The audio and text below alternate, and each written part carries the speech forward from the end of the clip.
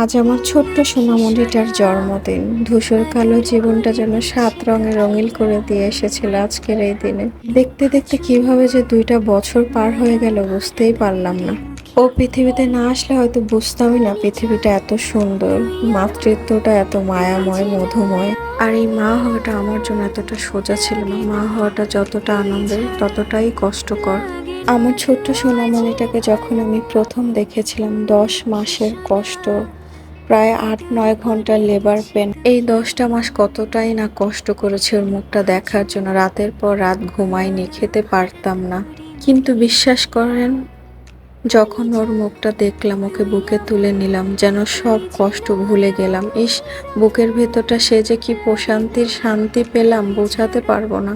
একটি মেয়ে যখন মা হয়, তার জীবনের সব থেকে বড় সম্পদ হয়ে যায় তার সন্তান।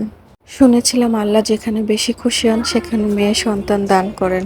আর আল্লাহর সেই অশেষ রহমতে আমি আমার জীবনে সেই প্রথম রাজকন্যাটিকে পেয়ে গেছি।